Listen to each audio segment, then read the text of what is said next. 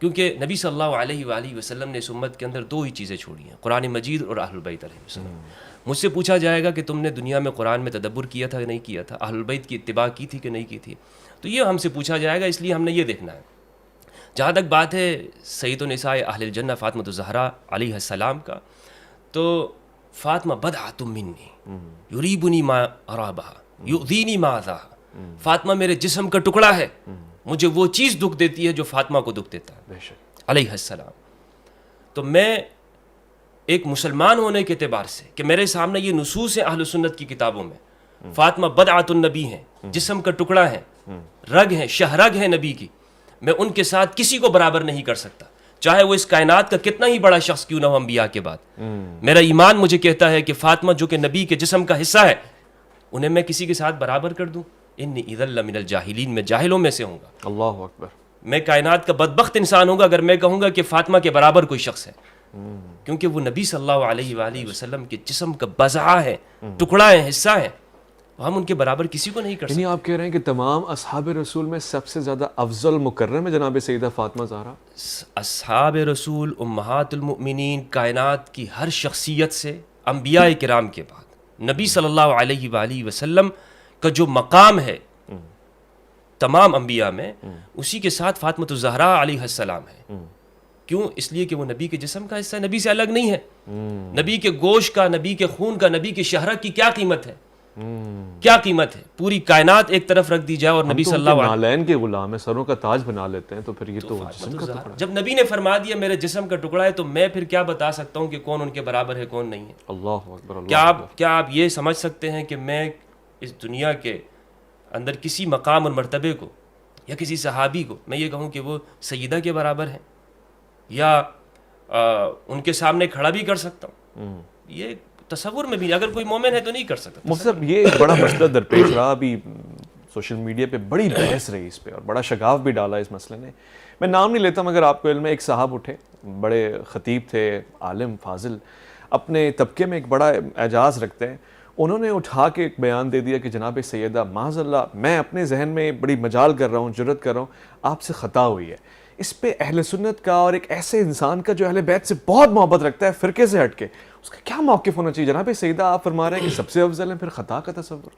جی، پہلے ایک بات کی وضاحت کر دوں کہ میں نے گزارش کی کہ سلام اللہ علیہ کہا جائے تاکہ دونوں راضی ہو جائیں، تو چونکہ آپ ہی اہل علم ہیں اور مفتی صاحب بھی، اس بارے میں یہ ہے کہ جب علماء کا کسی بات میں اختلاف ہو تو ایسی تطبیق نکالنی چاہیے تاکہ دونوں کے مسئلے پر عمل ہو جائے۔ میری مراد یہ تھی، شاید آپ دوسری طرف چلے گئے۔ جی، آپ نے صحیح کہا، اگر آپ چاہیں گے تو میں اس شخصیت کا نام بھی لے لوں۔ جی جی جی، وہ محترم جناب ڈاکٹر آصف اشرف جلالی صاحب ہیں۔ جلالی صاحب نے جو موقف بیان کیا یا جس طرح کی تقریر کی، وہ اہل سنت کا اپنا ایک مذہب ہے کہ انبیاء علیہ السلام کے علاوہ کوئی بھی خطا سے، گناہوں سے معصوم نہیں ہے، مگر اہل سنت کا عقیدہ یہ ہے کہ اصحاب رسول اور ازواج مطہرات اور اہل بیت کرام اللہ کے فضل سے، اللہ کے کرم سے یہ گناہوں سے محفوظ ضرور ہیں۔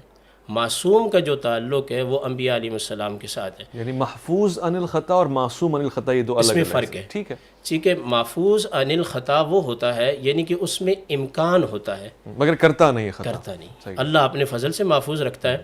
اور معصوم عن الخطا کا مطلب یہ ہوتا ہے کہ اس کے اندر وہ چیز ہی نہیں ہے جو اسے خطا کرنے پر جو ہے وہ برانگیختہ کرے۔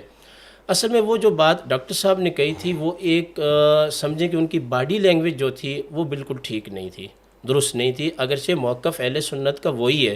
دیکھیں اس کے اندر جب وہ آگے حد سے بڑھے تو انہوں نے یہاں تک بھی کہا کہ سادات کو مروڑ ہو رہا ہے، یہ ہو رہا ہے، وہ ہو رہا ہے، تو یہ پنجابی زبان میں مروڑ کس کو کہتے ہیں، کیا ہے کیا نہیں۔ لیکن میں سمجھتا ہوں کہ اویس ربانی صاحب، اعتدال کی رائے یہ ہے کہ دونوں جانب سے اس معاملے کے اندر بے اعتدالیاں ہوئیں، اور ان بے اعتدالیوں کی وجہ سے اہل سنت جو ہے وہ دو حصوں میں تقسیم ہو گئے۔ میں نام نہیں لوں گا، شاید وہ آپ کے بھی دوست ہوں اور بہت بڑے آدمی ہیں، اس کراچی شہر میں رہتے ہیں۔ ہم ایک مقام میں بیٹھے ہوئے تھے تو انہوں نے کہا کہ جب آپ کو ڈاکٹر آصف جلالی صاحب کے لوگ رافضی کہیں تو جواباً آپ ان کو ناسبی کہنا۔ وہ دن ہے، آج کا دن ہے. اگر یہ کلپ چلے گا تو ان لوگوں تک پہنچ جائے گا. ان کا ایک بڑا نام ہے، بڑی کتابیں لکھی ہیں اور ایک عظیم کتاب لکھی ہے. وہ دن ہے اور آج کا دن ہے. میں نے ان کی محفل کو چھوڑ دیا. کیوں چھوڑ دیا؟ کہ جب وہ ہمیں رافضی کہیں تو ہم کسی کو جواب میں ناسبی نہیں کہہ سکتے. جب ہم رفض اور نصب کا فتویٰ لگائیں گے تو یہ تحقیق اور دلائل کی بنیاد پر لگائیں گے. اللہ اکبر. ہم اس میں شدت اختیار نہیں کریں گے. لیکن اہل سنت کا موقف یہ ہے، انبیاء علیہ السلام کے علاوہ جو ہے وہ کوئی بھی گناہوں سے معصوم نہیں ہے. لیکن یہ کہنا امکان ہے، اس کا یہ مطلب ہرگز نہیں ہے کہ وہ گناہ کرتے ہیں. صحیح ہے. یعنی امکان کا ہونا اور چیز ہے، چونکہ اس میں نبی اور غیر نبی میں بھی فرق ہونا چاہیے. یہ دو اصطلاحات آپ نے ذکر اور کی. دوسری بات یہ ہے جو قبلہ مفتی صاحب نے اپنا موقف پیش کیا کہ تمام انبیاء علیہ السلام کے بعد بی بی پاک سیدہ فاطمۃ الزہرا رضی اللہ تعالی عنہا ہیں. اس میں کوئی شک نہیں ہے. امام مالک کا بھی یہ فتویٰ ہے. لیکن خود رسول خدا صلی اللہ تعالی علیہ وسلم نے 4 خلفائے راشدین کو اپنے بعد افضل قرار دیا اور امت کا اسی پر معاملہ چلا ہوا ہے. اور اس کے بعد پیغمبر نے کسی جگہ پہ بھی نہیں کہا ہے. اور اس کے بعد آپ یہ روایت پیش کر سکتے ہیں. اس کے بعد جو ہے وہ عشرہ مبشرہ ہیں.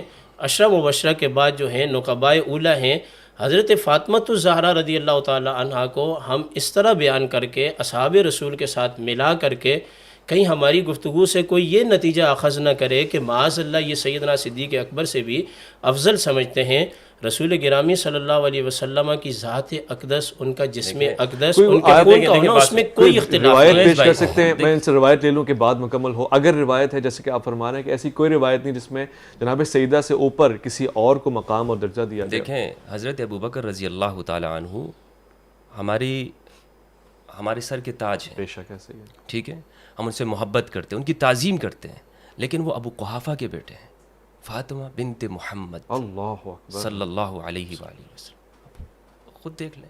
نہیں، اس پہ دیکھیں تو سیدنا صدیق اکبر رضی اللہ تعالیٰ عنہ چونکہ مرد ہیں اور مردوں کے بارے میں قرآن کریم نے کہا ہے الرجال قوامون علی النساء. میں یہ اس کو کسی تفرقہ کی طرف نہیں لے کے جا رہا. مفتی صاحب ہمارے دوست ہیں، لیکن سمجھنے کے لیے ہماری گفتگو سے کوئی نتیجہ اسی طرح اخذ کرے گا کہ جس طرح جلالی صاحب کو ناسبی بنا دیا اور ان کے مد مقابل کو رافض بنا دیا. میں اس کو کلیئر کر دوں. آپ یہ کہنا چاہ رہے ہیں کہ جناب حضرت ابوبکر صدیق رضی اللہ تعالیٰ عنہ کا مقام سب سے افضل ہے اور 4 خلفاء ان کے بعد جناب سیدہ کا نام آتا ہے.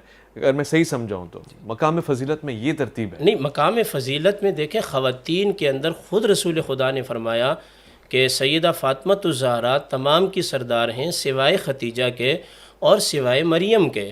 تو میں یہ کہنا چاہتا ہوں کہ قبلہ مفتی صاحب کا موقف اپنے تئیں ٹھیک ہے، ان کی اپنا جو تحقیق ہے، لیکن ان کی بات کے اندر نقص تو یہاں ہی وارد ہو گیا. اہل سنت کے ہاں ڈبل سٹینڈرڈ بہت ہیں اویس بھائی. اہل سنت ہر جگہ پھنستے ہیں. آپ ان سے پوچھیں نا کہ افضل کون ہے تو یہ آپ سے کہیں گے کہ حضرت ابوبکر افضل ہیں سب سے، پھر حضرت عمر، پھر حضرت عثمان، پھر حضرت علی. ٹھیک ہے، پھر عشرہ مبشرہ. تو سیدہ کہاں ہے؟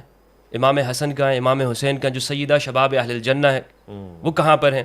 اور پھر عشرہ مبشرہ میں یہ حدیث ہے، اس میں 10 نام ہیں اور یہ سب قریش کے ہیں. امام علی علیہ السلام واحد ہے جو بنی ہاشم کے ہیں، باقی سارے قریش کے افراد ہیں. کوئی ایک انصاری صحابی اس میں نہیں ہے. انصار صحابہ کی کیا فضیلت ہے؟ جن سے محبت رکھنا ایمان ہے اور بغض کرنا نفاق ہے، جنہوں نے اسلام کے لیے سب سے زیادہ قربانیاں دی. قریش جو مہاجر طبقہ تھا انہیں اپنے گھروں کے اندر لا کے ٹھہرایا، ان کے لیے اپنی بیویاں تک طلاق کرنے کی انہوں نے اپنی اجازت دے دی. اس طبقے کا کوئی ذکر نہیں ہے. قرآن مہاجر اور انصار دونوں کا ذکر کرتا ہے، السابقون الاولون من المہاجرین والانصار. لیکن اہل سنت کا ہمیشہ اصول رہا یہ کہ یہ ان لوگوں کی تعریف زیادہ کرتے ہیں کہ جو مہاجر طبقے میں سے ہیں، جو بلکہ اس میں بھی جو زیادہ جو آخر زمانے میں آئے. یعنی آپ دیکھ لیں یہ کبھی بھی اپنی تقریروں میں سعد بن عبادہ کا ذکر نہیں کریں گے، یہ کبھی بھی ایوب انصاری کو نہیں رکھیں گے، اس کا بیان نہیں کریں گے. یہ لوگ یہ انصار صحابہ ہیں کہنا تو ناانصافی ہوگی جناب. نہیں صاحب، اگر قبلہ مفتی صاحب میری بات کو سمجھے ہوں یہ جو بات ہے نا تو کہ میں نے یہ کہا کہ اس کے بعد خلفائے راشدین، سنیں ایک منٹ یہ میرا نقطہ ترتیب ذرا بیان